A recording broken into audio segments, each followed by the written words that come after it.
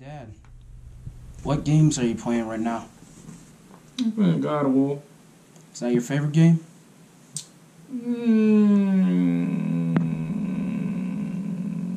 Well, I can tell you my top 5.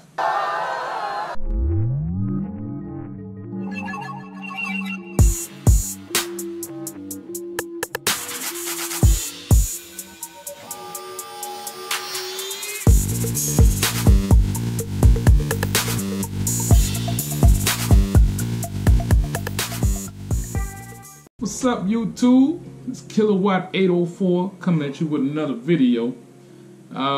It's about that time, y'all. It's about that time. It's been a beautiful generation, and we gotta reflect on it. I'm talking about that PS4, y'all. You know what it is. You know what I'm saying? It's been some ups and downs, but Sony has been kicking out banger after banger after banger. Couple of duds, as in with any console. But man, we had a ball. We had a good time. And I feel it's time to talk about, some of the best games, in my opinion, considering the PS5 is right around the corner. So we're gonna be up on that. But right now, I had a list of 10, but we're gonna shrink it down to 5. My top 5, man, that was hard to do. But here they go. My top 5 PS4 games for this generation. Uncharted 4. Thief's Legacy. What to say about this game? Okay, the developer is Naughty Dog, same ones that created one of my favorite games, Last of Us.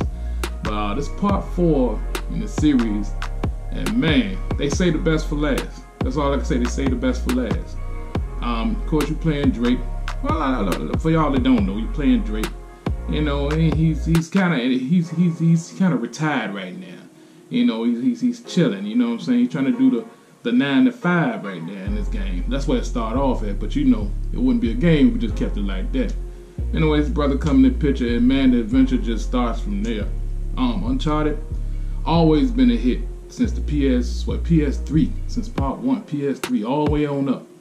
But part 4, they really grounded the story, grounded the characters, really made them mean something. You still killing about thousands of people and laughing while you're doing it.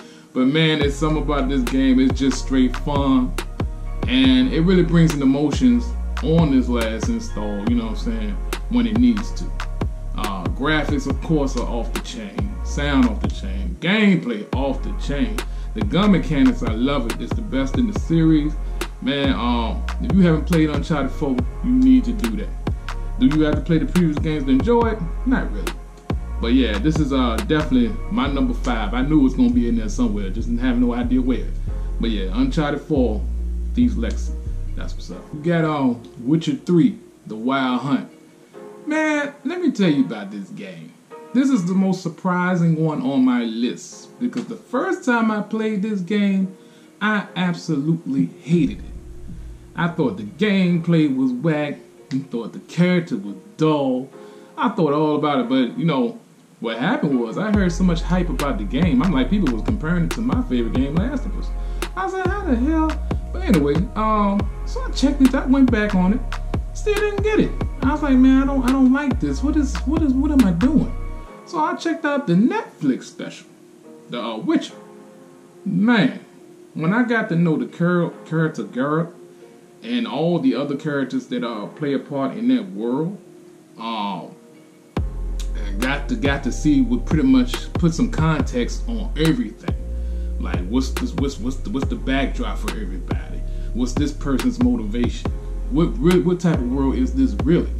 Man, I fell in love with that joint. I love the Netflix special, so when I went back at the game, I was like, bam. I instantly just fell in love with that game. And man, I did not know it was that deep. I did not know it was that detailed. I didn't know that the world was that expansive. That game is off the chain for so many reasons. Even being as old as it is, I see why people gave it praise, and I had to put this on my list. It's number 4. But man, The Witcher 3, I can't, man, even the DLC is off the chain. I was like, man, I'll be playing this for a minute. And it's all good. Even the side missions are just detailed beyond belief. I'm like, wow, they really put it. Your conversations you love, you get into, you're hooked on everything, man. And there's so many interesting characters, man. Witcher 3, yeah, it's done by CD Projekt Red, you know, and that's the first game from that developer that I ever played. But man, they come out with another Witcher, I'm on it. But yeah, this is definitely in my top 5. I had to put it before Uncharted. Oh my goodness. Horizon Zero Dawn, number 3. Now, made by Guerrilla Games. They're known for making that Killzone game. I never played Killzone. I'm not a first-person shooter type of game, so it wouldn't interest me. But I'm glad they took the turn, made a change to do something different. Because Horizon Zero Dawn, man, if you want to know what that PS4 Pro is capable of, was another game that can show you what it's capable of. They did their thing in there. And HDR, I ain't know nothing about it till I played this game. And they use it, oh my God, they use that junk. It's in their game. You see the visuals. It's off the chain. But it's the only game where you're going to actually kill mechanical dinosaurs. And you feel the rush of that. The main character's a female. And she cool as hell. I like her character. And I like her story. I can sympathize with everything she's going through. But it's an open world type of game. But man, like I said, I can appreciate details, the tiny ones they put in these games, man. And this was just another hit. I kind of knew it. I didn't know it was going to be a hit when I first saw the trailers. I said, man, that look interesting. But man, the gameplay itself really takes it there. I mean, you love it. You love it. You're using all types. You're using arrows, right? You're using all types of weapons, man. A lot of different strategies to go at these things, and the story is engaging. It keeps you hooked to the end. And the DLC they put on, that's also off the chain. But I just love when developers commit to their projects, man. This is what you get. You get a masterpiece. That's what it is. Horizon Zero Dawn is a masterpiece, and it is my number 3. All right, y'all. Number 2, God of War. Man, everybody know. Well, most people should know Kratos. You know what I'm saying? He's like a big Sony figure from back in the day. I'm talking about ever since PS2 era, I believe. But man, what they did with this game, this last installment, they took it to a new level, man. I mean, that problem I had, I love the previous God of Wars. The visuals are always on point, gameplay always on point. You play I guess a fallen god, and to a certain degree, who just enraged by some stuff that he got tricked. But he wasn't always a god, but he got tricked by some gods, and he kind of took it out on him. He killed all of them in the previous game. So they take it to a whole new level in this one. They did the only thing they could do is reinvent the main character, Kratos. And I love it. I absolutely love it. I'm a story guy, so when you give me story and gameplay and visuals and sound, we are there. But man, the problem I always had with Kratos is, you know, he was just a one-note character, you know what I'm saying? He killing everything and everybody. And it's just nothing you can really relate to, but you still love the gory action scenes, all that stuff. Killing gods. Not your god, I'm not getting into that. But these guys was assholes. But yeah, man, you killed Zeus. But in this last installment, man, it's pretty much it's a father-son adventure, man. And I ain't expecting to go that way. I mean, it was beautiful. And you still killing dragons. Yeah, you're tag teaming people with your son. You know what I'm saying? The action scenes, oh my God. Good Lord. And I'm just digging the world they built. There's so many ways they can go from here. And it's definitely off the chain. It was very close to being my number 1. But it is my number 2. It's a masterpiece, straight up, without a doubt. It is a masterpiece. God of War. So yo, before I get to this number 1, which you probably already know what it is, you know me.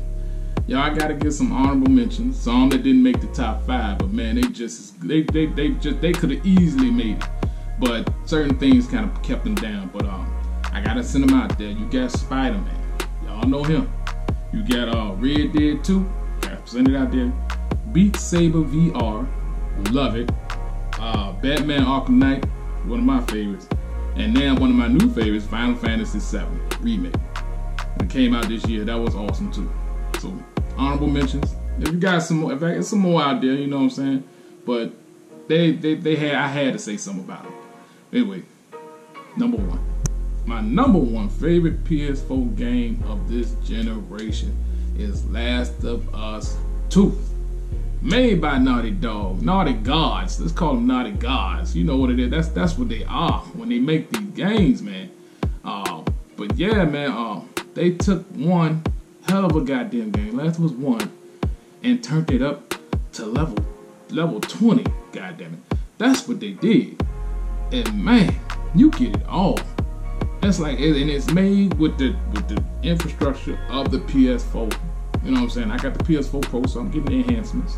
But to see it on my TV, hear that on my speakers, and be engaged in the story the way I am, man. Like I said, I said it before, it's more than a game. It's more than just a game. You are on a ride.